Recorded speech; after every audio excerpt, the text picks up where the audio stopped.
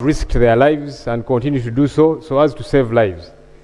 In the past, we have seen some health workers like Dr. Matthew Lukwia and others who were fighting, pushing back against Ebola, and they succumbed. So we need to commend these health workers, and that's why many times we talk about them. We say, let's facilitate them better, medical interns, equipment, and all these different things, yeah? Because they are competent. Because they are competent, they want to work. Sometimes we let them down. Mr. Speaker, I think that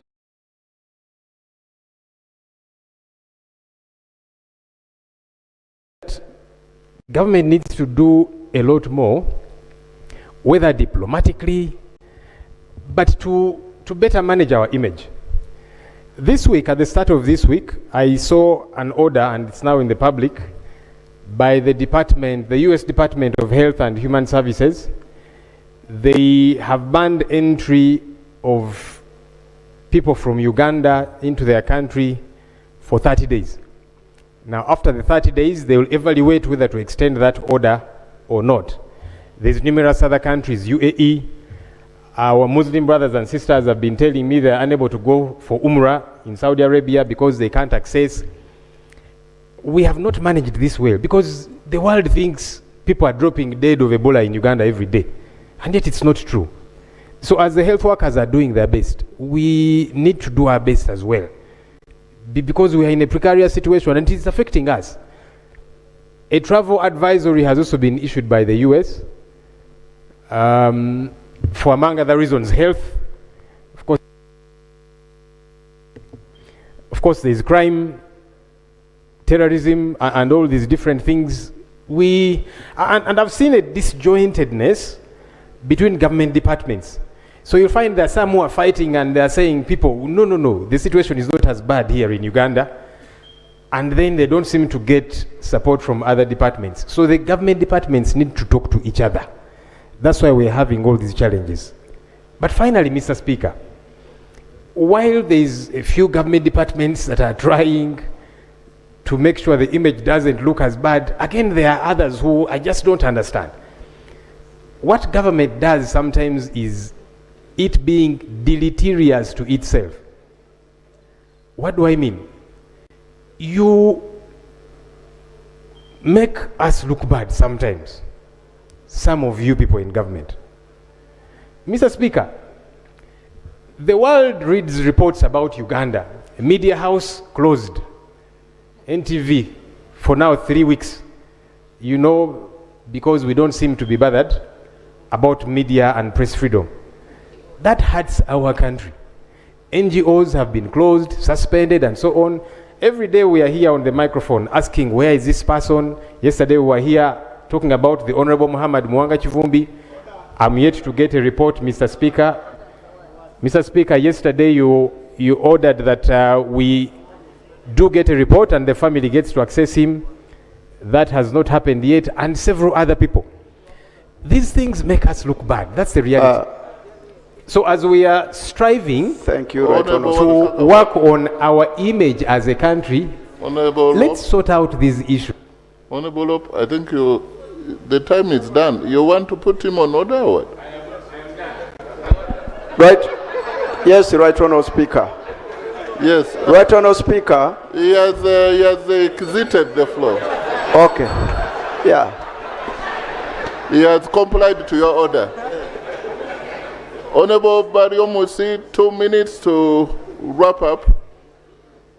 You had an attack, but then you had some army that rescued you from the... Yes, thank you very much, Right Honourable Speaker and members. And I want to thank the honourable members for the comments that you have made. Our primary responsibility as a government, and the Ministry of Health in particular, is to protect Ugandans, first and foremost. It is not to please the US so that their travel advisory is good. It is to protect Ugandans first. And when an outbreak like this comes out, you are hard pressed between the two choices: to be transparent and report the disease so that you prevent it and caution people not to get it, or to remain quiet even when there is a risk of many people contracting it. So my sister Onaramani is saying we should probably have kept quiet even if people get infected. To use the word like reckless communication, I thought that was too below the belt. Were you reckless in your communication? No, not at all. The alarmist. She should distinguish the way we have acted, and now we have 0 cases, and if we had become reckless, and we also have like 2,000 cases like we see in the DRC.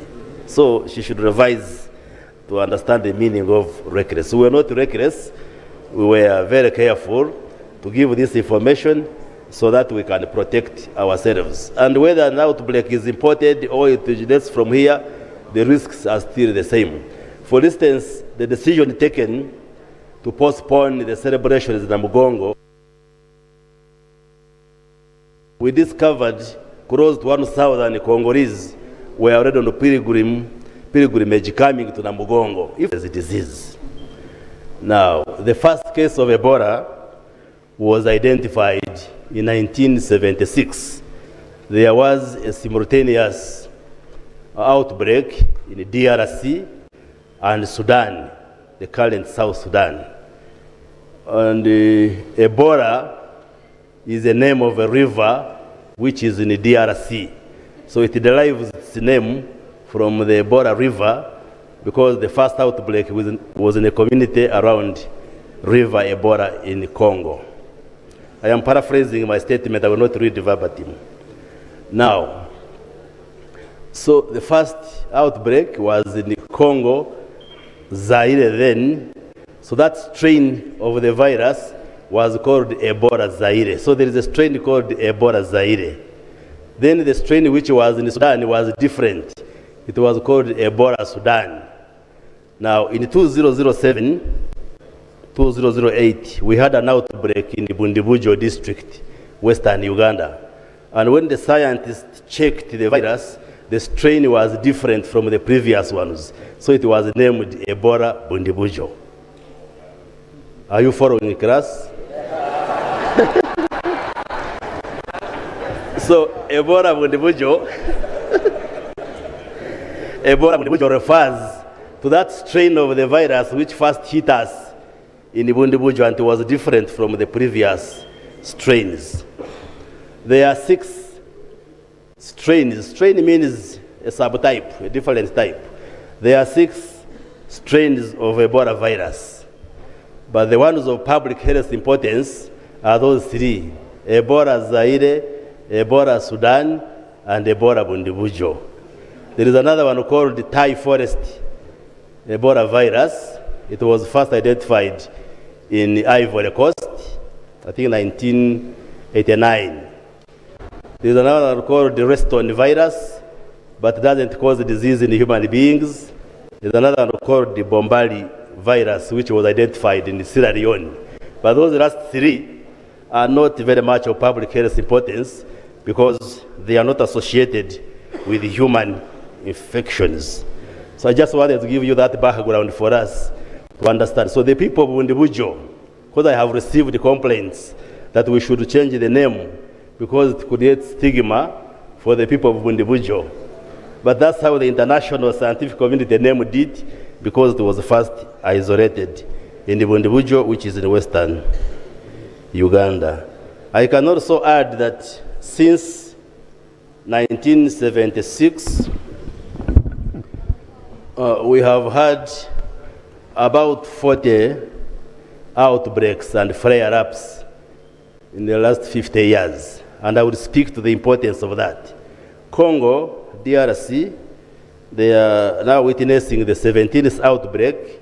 Here in Uganda, we are witnessing the 9th outbreak of Ebola. The first one was in 2000, which ravaged northern Uganda. You recall when we lost one of our prominent doctors, Dr. Rukwia. That was the first outbreak of Ebola in 2000.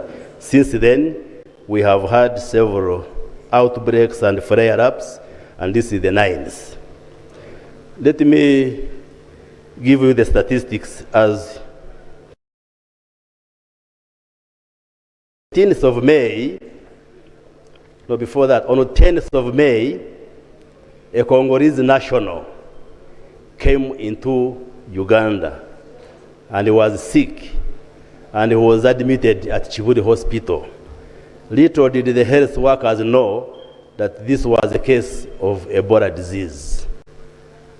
And he died on the 14th, 4 days later. When he died, the health workers were suspicious. They took samples from him, and on the 15th of May, they confirmed this was a case of Ebola. And that's why the Ministry of Health announced that there is an outbreak of Ebola after confirming the death of that Congolese. His body was returned and buried in DRC. So since then, this is what has happened. As of today, we have registered 20 confirmed cases. Those are cases that have tested positive for Ebola disease. And all of them, it is this very strain of Ebola individual. Over the 20, 15 are Congolese nationals who came into Uganda seeking medical care. So you can say the outbreak we've been managing is an imported outbreak because the epicenter where it originated is in Congo. And now it came to Uganda because the Congolese were coming for medical care in Uganda. So over the 2015 were Congolese nationals who crossed over to Uganda. Now, especially the first case, because the health workers didn't know it was Ebola, 4 of our health workers got infected. And then, so those are 15 plus 4, those are 19. Then 1 was a driver who transported one of the Congolese when he was coming. That is the 20.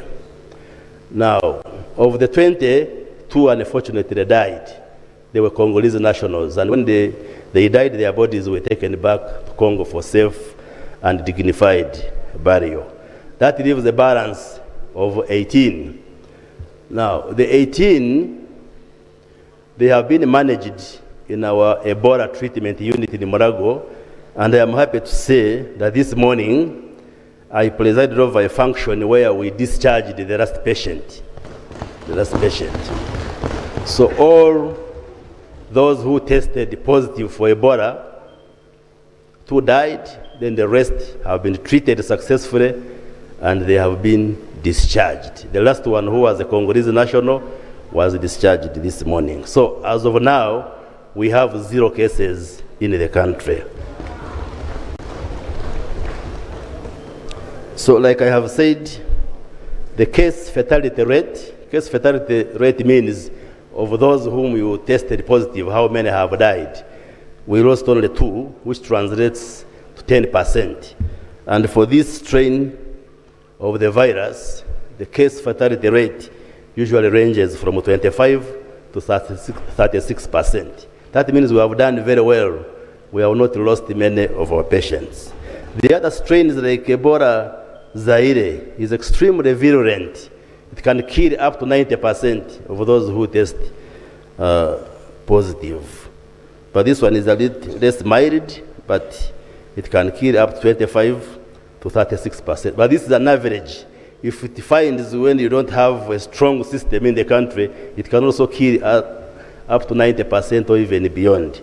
So the fact that we've been able to have a low case fatality rate means our response system has been fairly effective. And even those who died, yes, you can clap for that. Even those who died, they died because they presented late. And in the last 21 days, we have not registered any positive case. And in the management of Ebola, when a patient tests positive, then you trace back and get to the contacts. Anybody who has been in contact with that patient in the last 21 days, you round him up, you bring him to isolation. And we did this.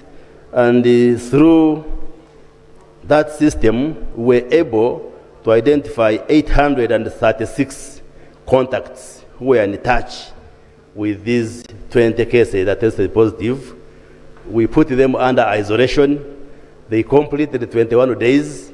None of them developed symptoms.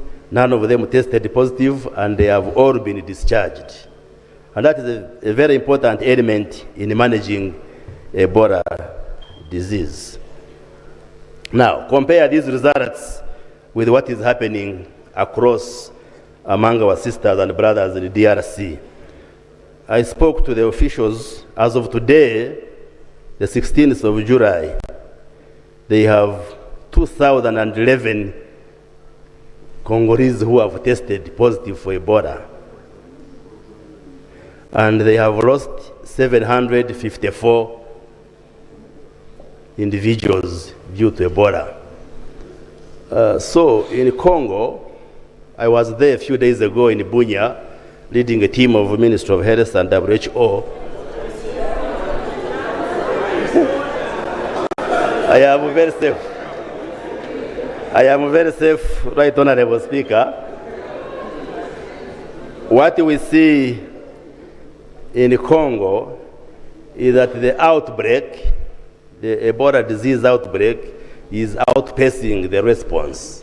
Because despite the efforts there, it is increasing rapidly. It began in Ituri province, but there have been reported cases in North Kivu, South Kivu, and I think this morning I got a report there are 2 more provinces where there are reported cases of positive identification of Ebola. So there, things are not as good as they are here. Now, without going into the details, I'm sure when you access the report on your iPads, you'll be able to read the details. But I can safely say we have done fairly well, courtesy of the experience we have gathered over the years, because the past...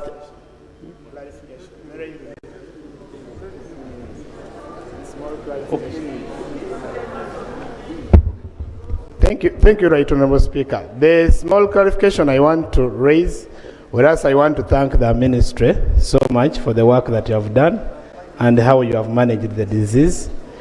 The clarification I want you, before you conclude, to raise, and that's why I came, is the issue of announcing that we have Ebola. Because when this disease comes and you're managing it very well, why does the information come out very fast that there is Ebola in Uganda? And when we travel, there is a ban everywhere. People start looking at you with scorn that you have Ebola. I want you to handle that particular matter when you are discussing, as you're concluding your statement, that particular area of announcing, and the Ministry of Health announcing that there is Ebola in Uganda. Honourable members, this is a very important matter. Honourable Minister, do you want to conclude? Do you really want to conclude? The Right Honourable Speaker is... If you don't want to conclude, you will be giving other people to clarify. But okay, you are the most clarified minister from Ministry of Health. I would think so. You are also the most... So thank you very much. The most informed Minister of Health. So inform the House and resume your seat, and we get the opposition to also summarize in 3 minutes, and then we see whether there are some lessons we can take from that. These are... Okay. Thank you very much. In the health sector, we operate a policy of openness. And the World Health Organization international standards require us to make a notification when we get these rare diseases like viral hemorrhagic fevers like Ebola. So professionally, it is not acceptable that you get this kind of illness and you keep quiet, because keeping quiet might result in other people getting infected. And that has been the policy in Uganda. You recall, Right Honorable Speaker, that even in the 80s, when countries were fearing to say they have HIV and AIDS, President Yoweri Museveni authorized the then Minister of Health, Dr. Rakana Rugunda, to go to Geneva at the WHO Assembly and announced that Uganda has a big problem of HIV and AIDS. And other countries were laughing at us. How do you tell the world that you have this problem? But because of that openness, we were able to contain HIV and AIDS, and we are one of the countries that is on record for having successfully handled. But probably the advice you are giving is that while we should not hide information, but we should communicate in a manner that does not result in injuring our national economy and interests. Right Honorable Speaker, let me just explain one point, then I sit. Discharging the last patient does not mean that the country is Ebola disease free. The World Health Organization standards and recommendations is that when you discharge the last patient, then you start on a countdown. The incubation period of Ebola is 21 days, is up to 21 days. So we count 2 cycles of the incubation period. So we shall count starting 21 days, those are 42 days. So if in the 42 days we don't register any positive case, then Uganda will be declared Ebola free. What we have done, Right Honorable Speaker, is that our president talked to the president of DRC, and the 2 heads of state agreed that we handle this outbreak jointly at the 2 governments. And the 2 ministers of state signed an MOU. I signed on behalf of the government of Uganda, and my counterpart, Minister of Public Health in Congo, signed and agreed on a number of interventions to jointly pursue. One of them which we agreed on, it's very important I inform Parliament, is that this is an imported outbreak. It came into Uganda because Congolese were coming to Uganda for better medical care. So we agreed that the government of Uganda will support the Congolese government by establishing Ebola treatment centers on the other side of Congo. And the president authorized us to open up to 4 centers. We have so far opened one in Aru. Aru is the area which oversees West Nile. We have also opened one in Kasenyi, across in Toroko, Lake Albert. But we have also deployed experts in Bunya and Gwampara, which is in the center of Ituri. So we have sent over 50 specialist health workers in Uganda to support our counterparts in Congo, and also agreed on joint surveillance, joint monitoring, sharing information. We have established a laboratory in Arua and Bwera and Kasese. Some of the samples from Congo are brought to our laboratories, but also we have Uganda Virus Research Institute and another one in Wandegea. So we have joint collaborative activities. So although we now register 0 case in Uganda, but the collaborative interventions continue, and we shall work with Congo until they register the last Thank case. you, Right Honorable Speaker. Could you please resume your seat first? The procedure issue I'm raising, Mr. Speaker, I know that is about what the rules require of the minister. Let me also raise the procedure issue. Most obliged. I know that you're a commissioner, parliamentary commissioner, but you don't have authority to ask anybody to resume seats. That one I withdraw with apology, Right Honorable Speaker. But what I'm raising, sorry for the interruption, is that the minister is in absolute defiance of the rules.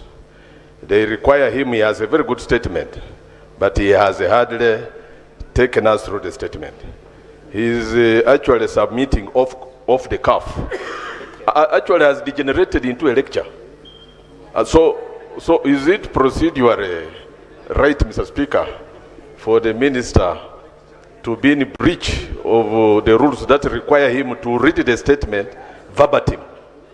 Yes, is proceeding well, because at the beginning, it was the guidance of the chair that he summarizes on the assumption that members have them already in the iPad.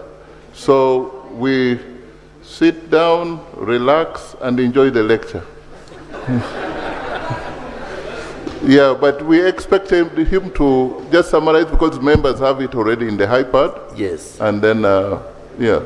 So we should learn to read these things, not to wait and read together with the presenter.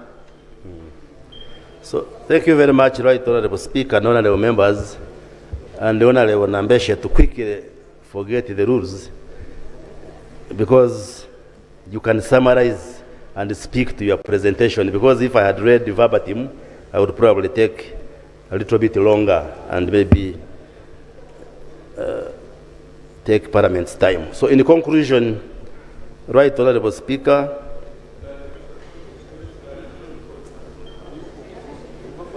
no, that one I decline with respect. No, there's something very important, clarification. No, the rules say. Honorable Minister. You see, when you ask clarification, I look at the speaker, whether there is pressure of time. The Honorable Dr. Gilbert Olanya, I know you recently got a PhD. Let the PhD on medicine talk, for you on PhD on education management and other things. Yeah. The temptation of two lecturers Yes. talking to us here. So, Right Honorable Speaker, just allow me to make two brief points that I sit. Don't provoke. Here there are so many lecturers. Here. Please, Honorable Minister, don't water down your very good, well thought statement. Honorable Gilbert, you will speak.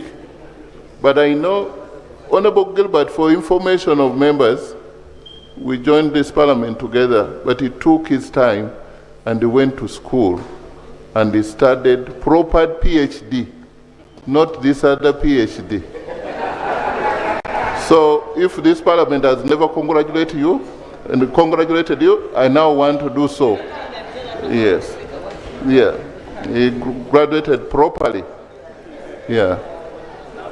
So they are matching. So his mind tickles when another PhD holder is speaking. His mind, I can imagine. Yeah. Thank you very much, Right Honorable Speaker. But also to assure the Honorable Nambeshe that what I am speaking is extracted from the statement. I'm not reading something different from the statement. I'm just summarizing and paraphrasing. But lastly, Right Honorable Speaker, the communities along the border, DRC-Uganda border, we intensified the campaign and lots of interventions, which included closing markets, disallowing big assemblies of people. I have, for instance, received a petition from the bar owners in Arua and West Nile regarding the disruption of their business. Given the progress we have registered, we shall keep our borders with the DRC closed, but the National Task Force chaired by Her Excellency the Vice President will sit, and then we'll see how to flexibly allow people to return to normal situation. Number two, so we are handling those issues, especially on the border points. Number two, which is also very important, Right Honorable Speaker, is that what bothers Ugandans today are the travel restrictions and bans imposed by some countries, disallowing their citizens traveling to Uganda, but also making it difficult for people in Uganda to travel to their countries.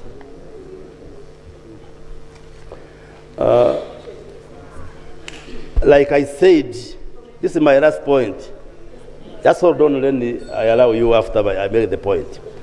Right Honorable Speaker, like I said, this Ebola disease was first identified in 1976.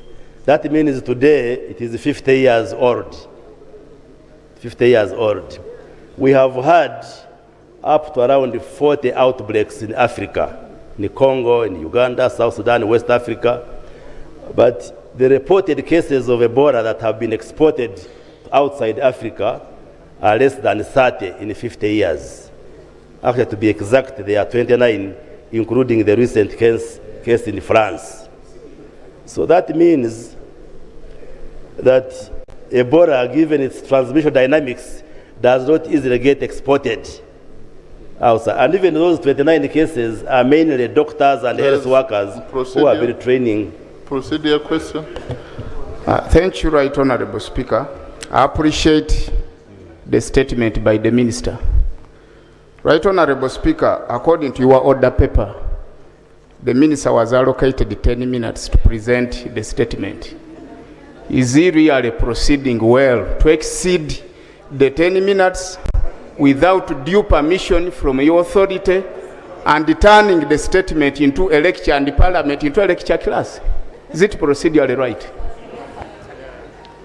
Honorable Minister, you've been informed that you've run out of time. So you conclude. Okay. Now, and, those who are timing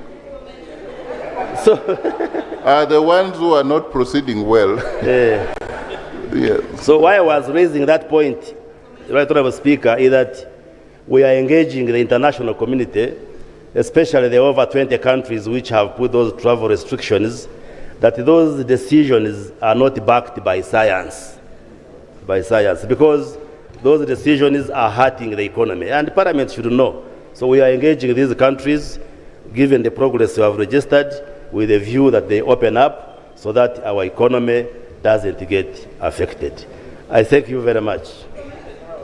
Thank you very much. I want to ask the Shadow Minister of Health. Speaker, it is related to the last statement that he has made. Travelers coming from Uganda to countries like USA, Canada, and Bahamas are being subjected to mandatory quarantine. And now, what do you advise of other travelers who are likely to come from Uganda to travel to other countries? Because you have just told us you have given a window period of 42 days from now to declare Uganda a free Ebola country. 42 days, yes. Honorable Minister, briefly, then since we are debating this as he is presenting, so you will agree with me. Yes, thank you very much, Right Honorable Speaker and Honorable Member. Now, DRC, other than Uganda, is the only country with the outbreak. So if you enter Uganda and you have been in the DRC in the last 21 days, we quarantine you for 21 days, including the health workers who are there. When they get like leave and come back, we put them in isolation until when they complete. But if you are from the US, Kenya, anywhere else where there is no Ebola, there is no need for isolating you. What is the order about, Honorable Namboze? Right Honorable Speaker, the Minister has just told this House that he has just returned from DRC. And he has told us that it is a policy that the people who travel from Congo to Uganda are quarantined. Is in order to expose this House to Ebola by running out of the quarantine to come here. And in that spirit, as you rule, Right Honorable Speaker, isn't it proper that he also tells us how to deal with people who come from Congo, the Congolese who come to Uganda, and Ugandans like him who come from Congo? How should we treat them? I request that you rule on that. Is he in order to be here when he should be in the quarantine, as he has told this House? Honorable Minister, before I rule, tell us when you escaped from the quarantine so that we can calculate whether you're on breach. The reason why we quarantine somebody who has come from Congo is largely because we are not sure the kind of exposure you had when you were in Congo. Because you just arrive at the airport, say, where have you been in the last 21 days? You indicate I've been in Congo. In my case, the Minister of Health is sure that when I went to Congo, I was not in contact with any person who would pose a risk. Yes. Yes. Yeah, we are sure. The Minister of Health is sure that when I was in Congo, I never got exposed to the risk of Ebola. So that's why, so don't get worried. So nobody in this house, thank you, and even those who have met me in the last 21 days should not be worried about me being a risky person in terms of. Thank you, that is cleared. Shadow Minister of Health, 3 minutes. Those who are timing, please. I thought I had your cooperation. I didn't know that you feared Ebola so much. Thank you, Right Honorable Speaker. And unlike the Minister, I'll not subject this House to a lecture. However, I'll give a report a report of what it is, the reality of what it is. So, Right Honorable Speaker, while we join all Ugandans in thanking our dedicated frontline health workers who contain the clinical spread of this virus to just 20 cases, we must separate medical containment from administrative incompetence. The Ministry of Health may have managed the surveillance and clinical isolation very well, but its catastrophic failure in managing outbreak information has caused self-inflicted economic devastation that will take our country years back to recover from. This is the reality of the numbers, Right Honorable Speaker. There was no community spread. There was absolutely zero community transmission within the boundaries of Uganda. Looking at the anatomy of these 20 confirmed cases, the majority are DRC imports. Out of the 20 total cases, 15 were imported directly from the severe epidemic in the neighboring Democratic Republic of Congo.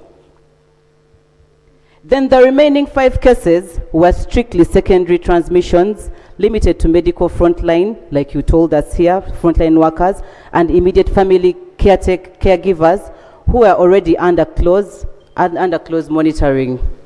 Right Honorable Speaker, this is and was not a Ugandan outbreak. It was a spillover from Democratic Republic of Congo. Yet because the ministry lacked a backbone of clarity in public communication, the world was allowed to believe that Ebola was tearing through our communities. They actually gave it a Ugandan face. So this is the cost of no clarity in communication, Right Honorable Speaker. Right Honorable Speaker, because the ministry has chosen an alarmist and coordinated approach to data dissemination, our premium of 1.7 billion US dollars of tourism sector was left exposed to international panic. The massive cancellation, Right Honorable Speaker, the ministry allowed international markets to believe the entire country was a hot zone. This triggered immediate booking cancellations during our peak May to September safari season. Then there's the liquidity crisis for local operators. Instead, this liquidity crisis for local operators terrified international clients, and this demanded immediate cash refunds, pushing local tourist operators to the brink of bankruptcy. And then the Namugongo wipeout. The Namugongo wipeout alone wiped out an estimate of 30 billion to 44 billion in domestic and regional trade. And this really, this hurt the local vendors and the transporters and the hospitality sector. Right Honorable Speaker, the halting of our progress. Uganda entered 2026 celebrating a 19.7% growth in tourist arrivals. However, the ministry's unfocused communication single-handedly crushed this upward trajectory.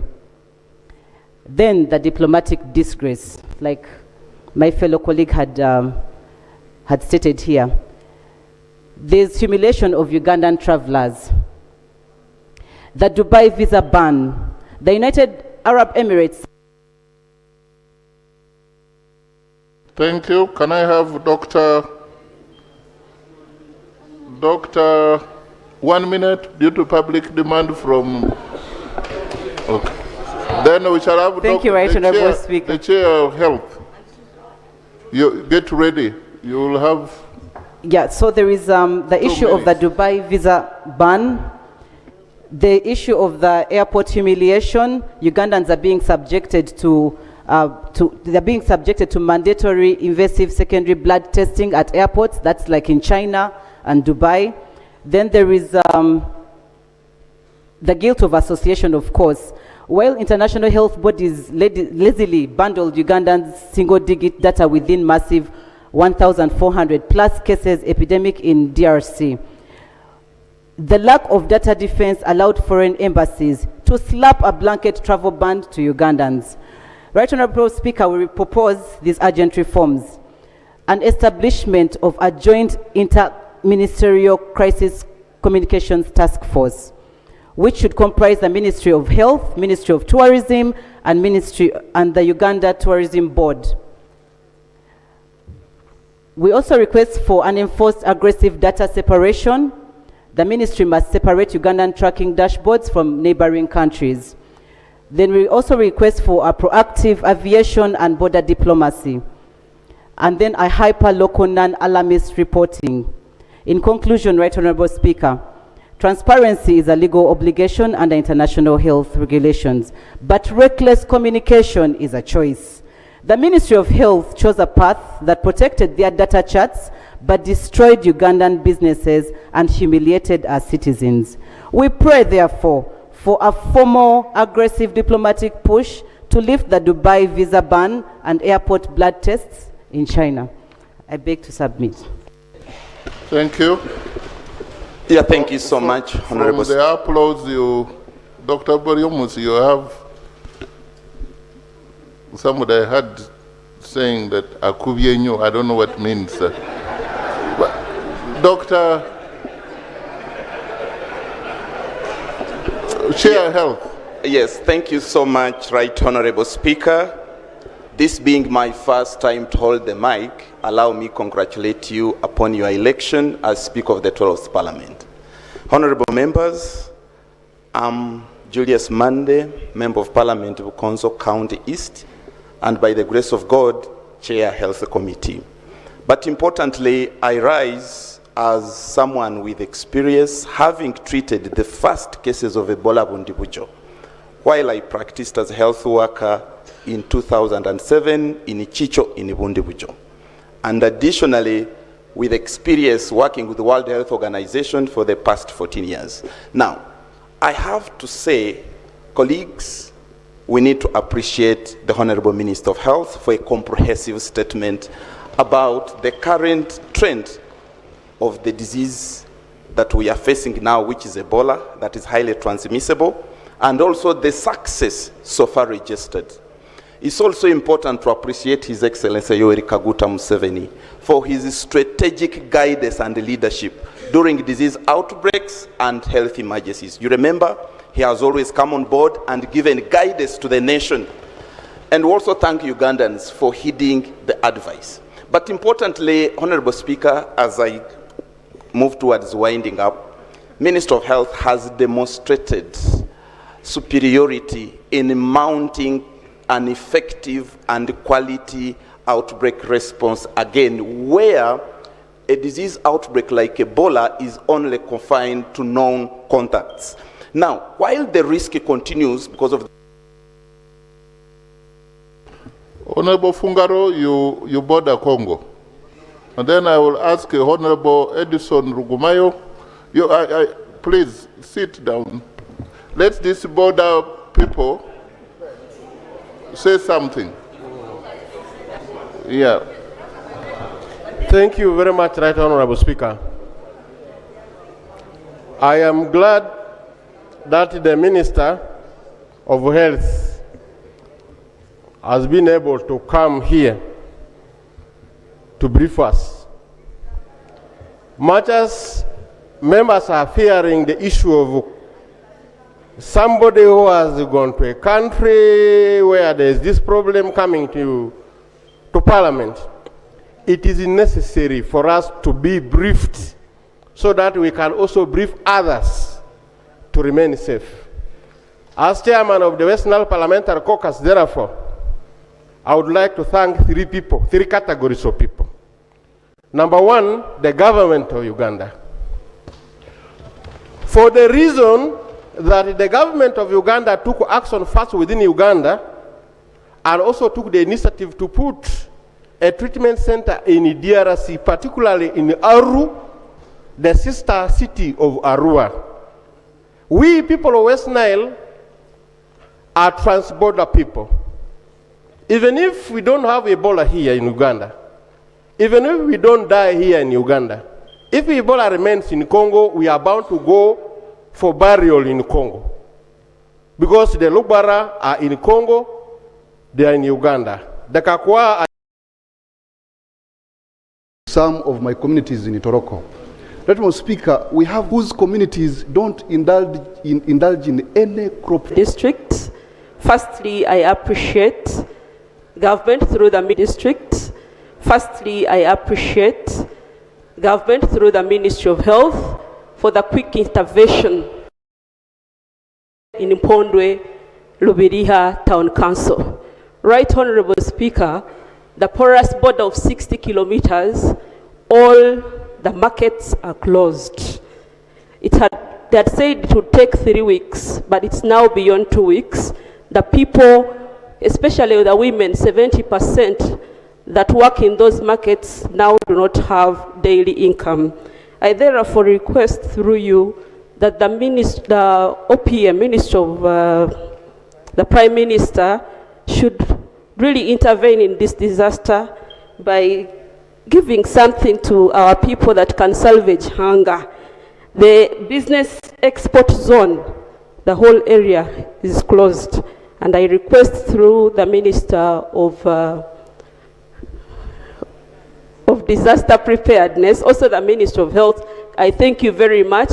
And also thank the security team in the district of Kasese, headed by the RDC, Joe Walusimbi, for the quick intervention into this matter. Thank you very much. Honorable Dr. Gilbert Olanya, I know you border another country, but you are insisting on speaking. Amuru is at the border. Yes. Thank you, Right Honourable Speaker. Right Honourable Speaker, we border South Sudan.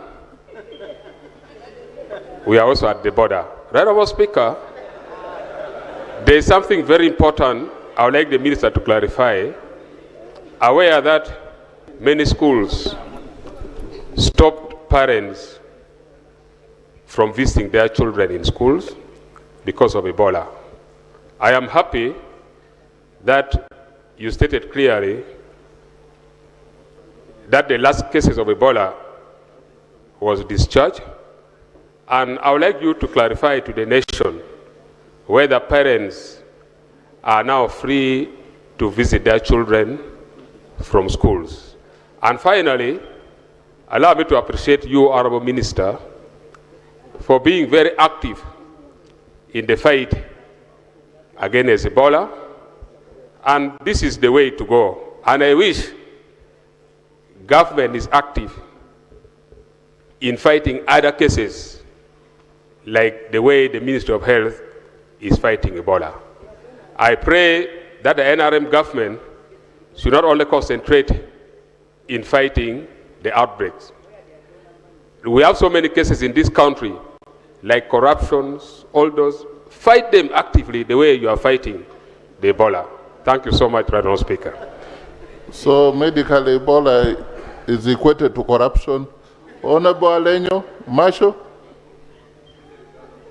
Yeah. Thank you very much, Right Honorable Speaker. Alenyo Marshall, Godfrey from Pakwach. Honorable Speaker, I represent the Jonam people who border Congo at Dei sub-county, which is the most upper part of the Jonam County.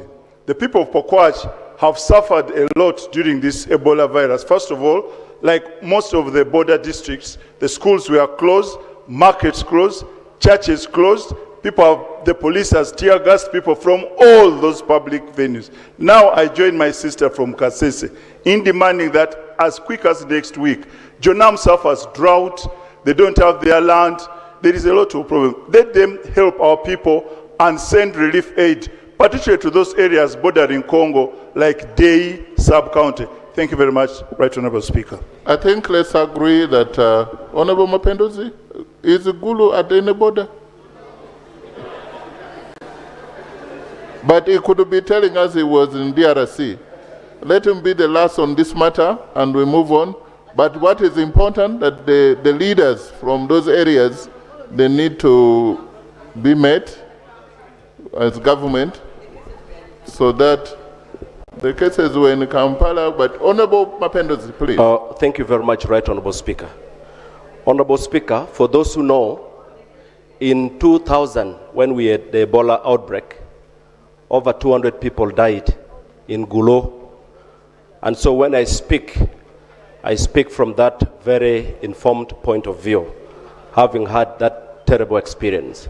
Honorable Speaker, I would like to very sincerely thank the Minister of Health. Much as some people think that how they communicated could have affected the economy, Right Honorable Speaker, you may have a vibrant economy, but it is more important to save lives before we even talk about generating more money. If the Ministry of Health had not acted the manner they've acted, by now the story would have been different. And so we need to appreciate, and that would help to encourage the Ministry of Health to do more. And so mine is to commend the Ministry of Health and also encourage them to do more. Our people are in the front line. We have a duty to encourage them, to support them, and as Parliament, Right Honorable Speaker, we need to do everything possible to support the Minister of Health. Thank you. Thank you. Honorable Minister of Health. Oh, Lop, I thought that you already did. Now this is Nakawa or what? Risked their lives and continue to do so as to save lives. In the past, we have seen some health workers like Dr. Matthew Lukuya and others who were fighting, pushing back against Ebola, and they succumbed. So we need to commend these health workers, and that's why many times we talk about them. We say, let's facilitate them better, medical interns, equipment, and all these different things, yeah? Because they are competent. Because they are competent, they want to work. Sometimes we let them down. Mr. Speaker, I think that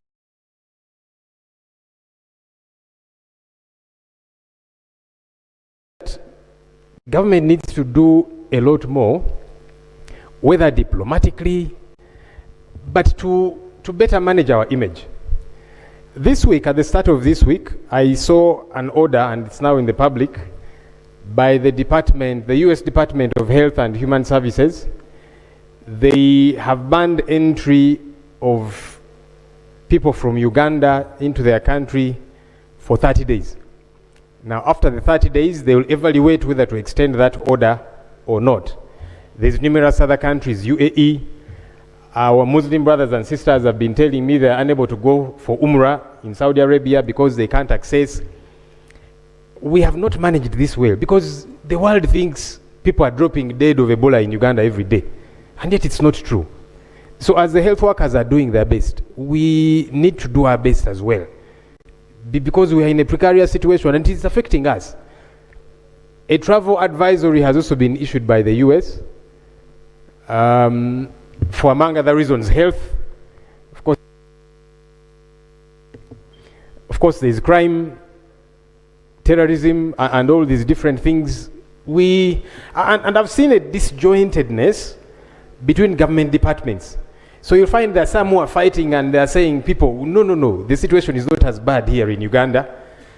And then they don't seem to get support from other departments. So the government departments need to talk to each other.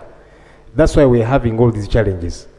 But finally, Mr. Speaker, while there's a few government departments that are trying to make sure the image doesn't look as bad, again, there are others who I just don't understand.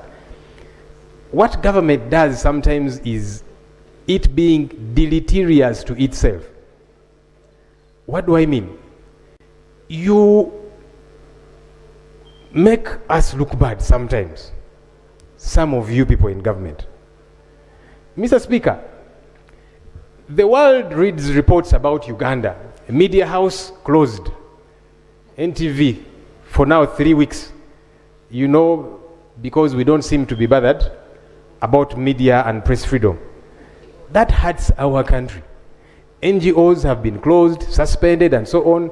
Every day we are here on the microphone asking, where is this person? Yesterday we were here talking about the Honorable Muhammad Mwanga Chivumbi. I'm yet to get a report, Mr. Speaker.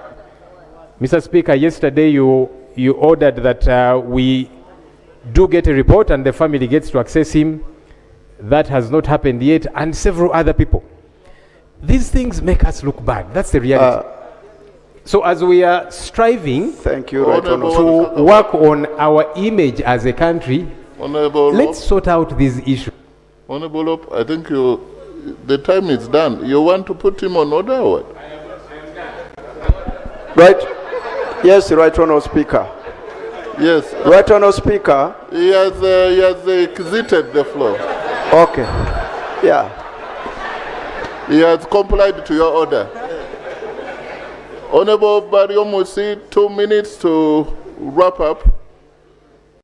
You had an attack, but then you had some army that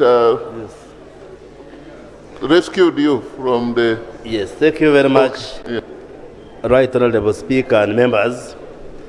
And I want to thank the honourable members for the comments that you have made. Our primary responsibility as a government and the Ministry of Health in particular is to protect Ugandans, first and foremost. It is not to please the US so that their travel advisory is good. It is to protect Ugandans first.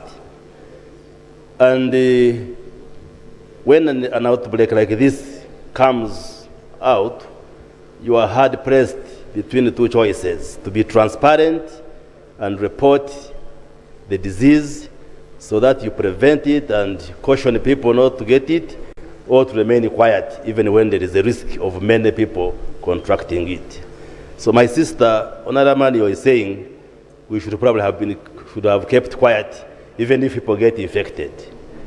To use the word like reckless communication, I thought that was too below the belt. Were you reckless in your communication? No, not at all. She should distinguish the way we have acted, and now we have 0 cases, and if we had become reckless, and we also have like 2,000 cases like we see in the DRC. So she should revise to understand the meaning of reckless. So we were not reckless, we were very careful to give this information so that we can protect ourselves. And whether an outbreak is imported or it originates from here, the risks are still the same. For instance, the decision taken to postpone the celebrations in Namugongo, we discovered close to 1,000 Congolese were already on the pilgrimage coming to Namugongo. If we had allowed it, probably now we would be having a different story of having in the Karamoja, in the Chigezi, in the West Nile, having cases. So,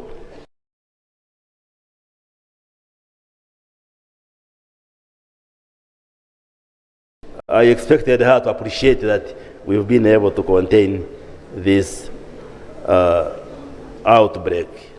I know the measures which we have instituted as a government cause disruption in the public discourse, but the English say, to get an omelette, you must break the egg. You cannot enjoy an omelette unless you have broken the egg. So for us to reach where we have reached in terms of containing this outbreak, there are disruptions which have been caused by the measures. So I beg the honorable members and the public to appreciate that the intentions of government are not to hurt Ugandans, but rather to protect them. Going forward, like I said in my statement, is that we shall sit as National Task Force, chaired by Her Excellency the Vice President, and now do a review regarding the restrictions and the measures we had announced, especially in the border districts. Like the Honorable Olanya is asking whether parents are now allowed to visit schools. We are going to review all this, and I said it in the statement that now that we have established treatment centers in the Congo, we hope the Congolese nationals who are coming here for better treatment, the better treatment now is in their country, they will not be coming here, then we can now relax some of the measures. So I may not announce the relaxation here, but once we sit as a task force, we shall give a statement that it cushions our traders, our business people, our communities, and then we shall keep you. Thank you very much. So thank you very much. And the issue of the travel advice